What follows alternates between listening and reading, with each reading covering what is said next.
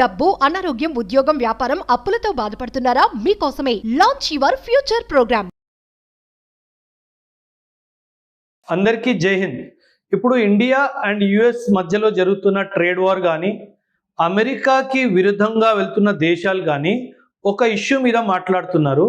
ఆ ఇష్యూయే డీ-డాలరైజేషన్.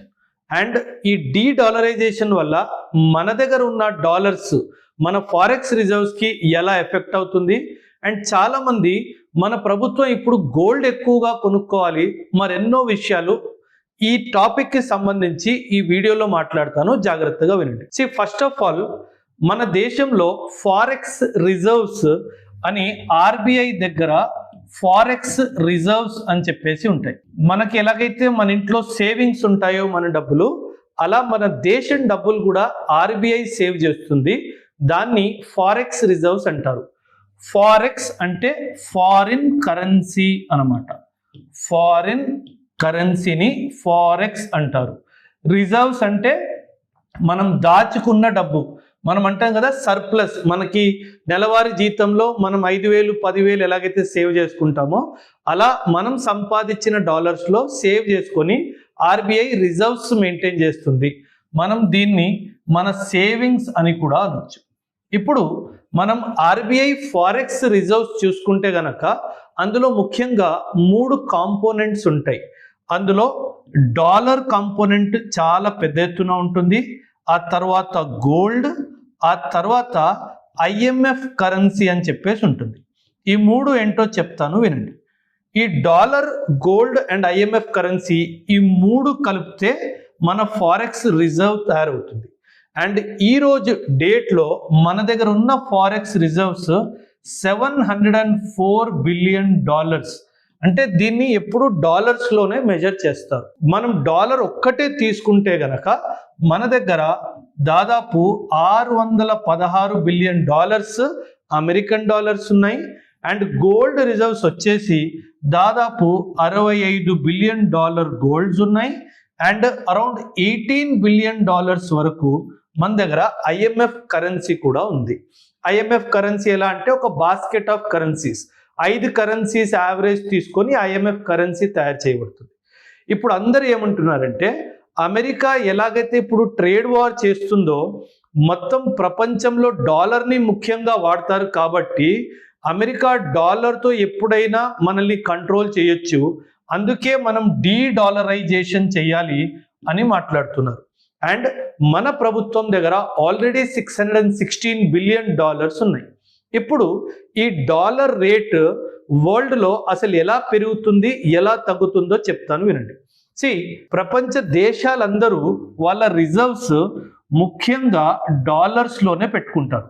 ఈ డాలర్స్లో ఎందుకు పెట్టుకుంటారంటే dollar is considered to be the most stable currency అనమాట. సో అందుకే సాధారణంగా కంట్రీస్ అన్ని డాలర్స్లో పెట్టుకుంటాయి వాళ్ళ సేవింగ్స్. కానీ ఇప్పుడు జనాలు ఏమంటున్నారంటే, అన్ని కంట్రీస్ ఏమంటున్నాయంటే మేము గోల్డ్కి షిఫ్ట్ అవుతాము అని అంటున్నారు. మన కాన్సన్ట్రేషన్ చూసుకుంటే 616 ఎక్కడ, 65 ఎక్కడ.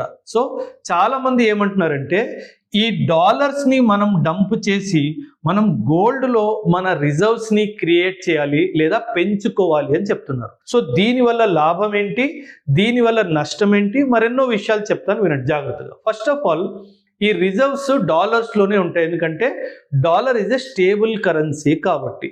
సో మార్కెట్లో ఎలా అవుతుందంటే there is something known as demand, supply and price. ఇలా 3 ఉంటాయి. మనకి ఏ ప్రోడక్ట్ అయినా సరే మార్కెట్లో దానికి సప్లై ఎక్కువ ఉంది, డిమాండ్ ఎక్కువ ఉంది అంటే దాని ప్రైస్ కూడా ఎక్కువైనా ఉంటుంది, స్టేబుల్ అయినా ఉంటుంది. అదేవిధంగా సప్లై ఎక్కువ ఉండి డిమాండ్ తక్కువ ఉంటే దాని ధర పడిపోతుంది. బట్ అదేవిధంగా సప్లై తక్కువ ఉండి డిమాండ్ ఎక్కువ ఉంటే ఖచ్చితంగా దాని ప్రైస్ పెరిగిపోతుంది. ఎప్పుడైనా సరే డాలర్ ఈ పొజిషన్లో ఉంటుంది.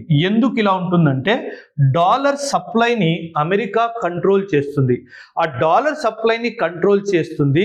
దాని స్టెబిలిటీ వల్ల, దాని డిమాండ్ ఎక్కువడం వల్ల దాని ప్రైస్ ఎప్పుడూ పెరుగుతూనే ఉంటుంది. అందుకే మనం గమనిస్తున్నాము ఈరోజు $1 దాదాపు 87 రూపాయలు దాకా వెళ్ళిపోయింది. సో మనం ఏమంటామంటే ఇలా ప్రైస్ పెరిగిపోతున్న కొద్దీ, ఫర్ ఎగ్జాంపుల్ నేను ఈరోజు ఆయిల్ ఇంపోర్ట్ చేసుకుంటున్నాను. అంటే ఇప్పుడు నేను ఆయిల్ ఇంపోర్ట్ చేసుకోవాలి, $1 నేను ఇచ్చి ఆయిల్ తెచ్చుకోవాలి అంటే నేను 87 రూపాయలు ఇవ్వాలి. సో ఇప్పుడు నా ఉద్దేశం ఏంటంటే, మన ప్రభుత్వం కానీ వేరే ప్రభుత్వాలు కానీ వాళ్ళ ఉద్దేశం ఏంటంటే దీనిని తగ్గించాలి. ఈ ఎక్స్చేంజ్ రేట్ అంటారు దీన్ని, ఈ ఎక్స్చేంజ్ రేట్ని తగ్గించాలి. సో ఈ ఎక్స్చేంజ్ రేట్ని తగ్గించాలి అంటే మనం ఒక పని చేయాలి. ఎలాగైతే సప్లై తగ్గించడం వల్ల డిమాండ్ పెరుగుతడం కానీ డిమాండ్ కాన్స్టెంట్గా ఉండడం వల్ల ప్రైస్ పెరుగుతుందో, మనం ఈ సప్లైని ఇంక్రీజ్ చేయాలి. ఈ సప్లైని ఇంక్రీజ్ చేయాలి అంటే మనం ఏం చేయాలి?